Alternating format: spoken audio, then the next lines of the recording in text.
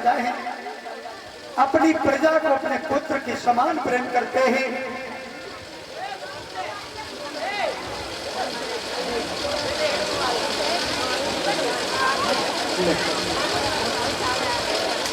इधर बड़ी सुंदर कन्या ने जन्म लिया है घर में।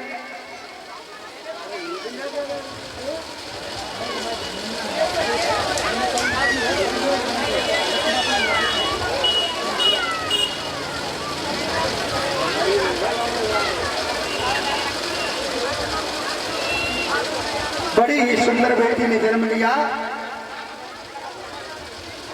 बड़ी खुशियां मना रहे हैं कुंदनपुर के बसने वाले महाराज भीष्म। धीरे धीरे बेटी बड़ी होने लगी।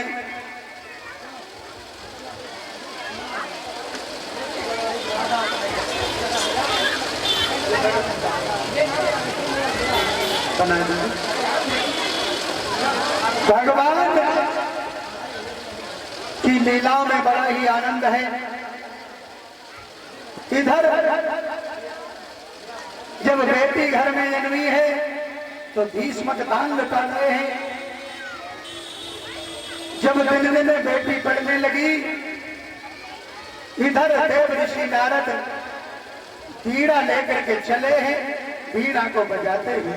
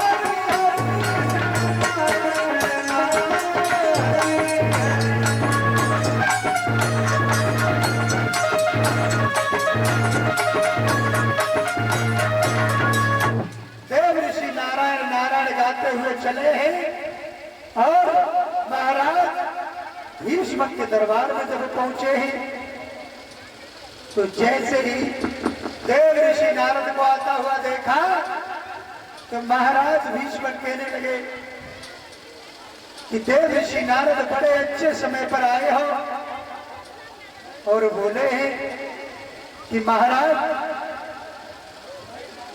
कि मेरे घर में एक बेटी ने जन्म लिया है, आप बड़े ही शुभ अवसर पर आए हो। मेरी बेटी की हस्तरेखा देख लो, उसका नामकरण संस्कार कर दो और ये बता दो हमारी बेटी का विवाह किसके साथ में होगा। जब देव ऋषि नारद ने इतने शब्द सुने हैं, क्या हुआ, भीष्म से कहा है कि बेटी को बुलाओ और जैसे ही बेटी को बुलाया क्या हुआ?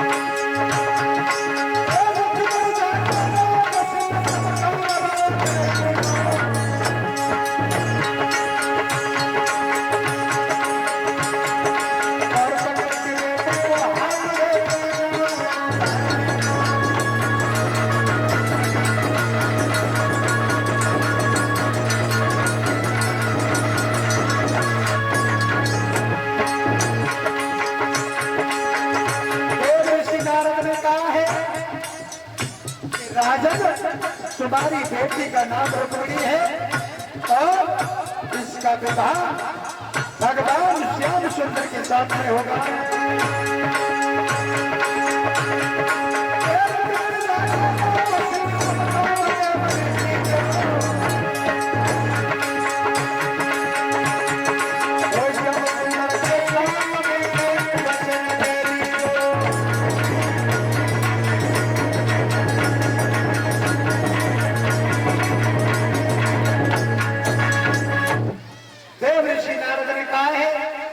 आपकी बेटी का नाम है रुक्मिणी और इसका विवाह भगवान श्याम सुंदर के साथ में होगा।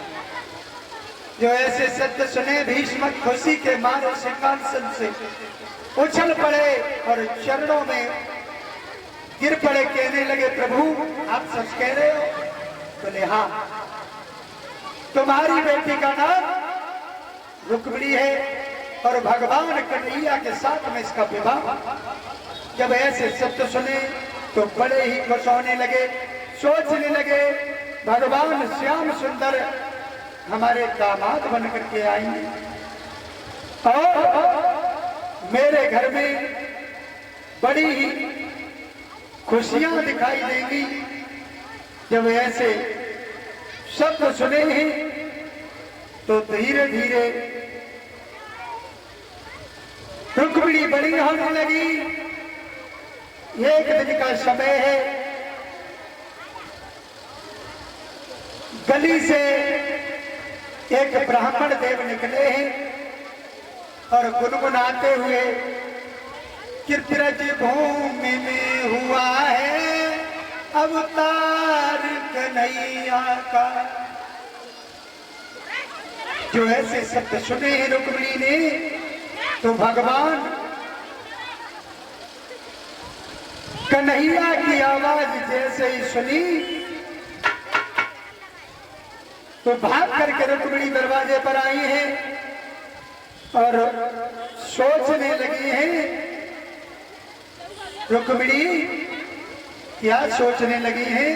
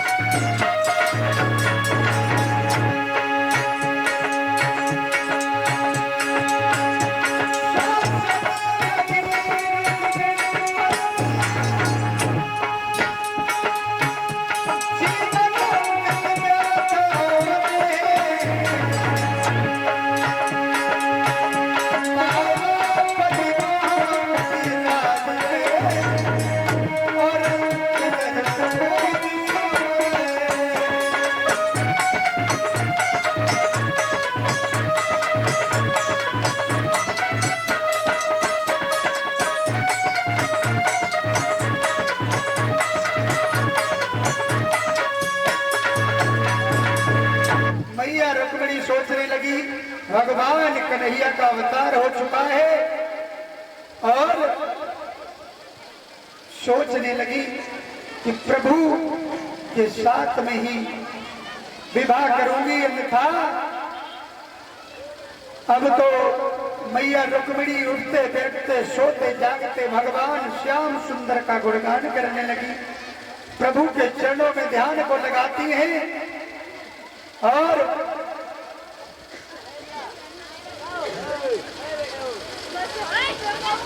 एक दिन का समय है, महारानी बैठी है, इधर रुक्मिणी गुड़िया और गुड्डा का खेल खेल रही है। तो गुड़िया की शादी गुड्डा के साथ में करवा रही है।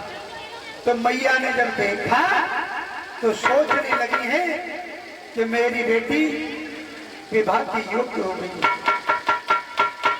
अब पादी को इशारा किया है, बाहर कचहरी में बैठे हैं और रानी ने जब बांदी को बुलाया है तो कैसे बुलाया है?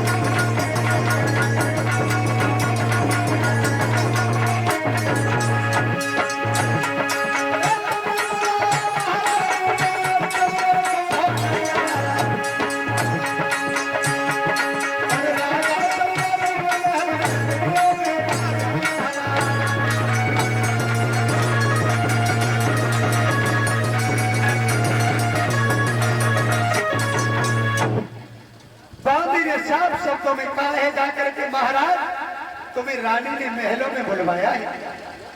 जब ऐसे शब्द सुने तो महाराज भीष्म कहने लगे ऐसा कौन सा काम जरूरी हो गया जो हमें बुलवाया है?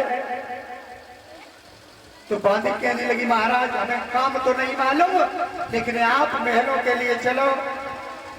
जब दरबार से महलों के लिए चले हैं महाराज भीष्म, पहुंचे हैं जाकर के और रानी कहने लगी कि महाराज तुम शासन में लगे रहते हो, तुम्हें नहीं मालूम कि मेरी बेटी सियानी हो गई है, विवाह के योग्य हो गई है और हमारी बेटी के लिए कोई अच्छा सा वर ढूंढो, उसका विवाह कर दो। क्योंकि अगर सियानी बेटी घर में अगर घूमे तो माता पिता को पाप लगता है। बेटी की उम्र 20-21 साल की अगर हो जाए तो उसका विवाह कर दो, इससे बढ़िया कोई काम नहीं है। तो राजा ने जब ऐसे शब्द सुने ही तो कहा है रानी, मैं तो राज्य को ही चलाने में लगे थे, बेटी का तो कोई ध्यान ही नहीं था। जब दरबार में वापस पहुंचे ही तो दरबार में खड़े होकर के ऐलान किया है कि हमारी बेटी के योग्य कोई लड़का ढूंढो, और लड़का अच्छा होना चाहिए, परिवार का अच्छा होना चाहिए, धनवान होना चाहिए, बलवान होना चाहिए। तो दरबार में पहुंचे ही और क्या हुआ है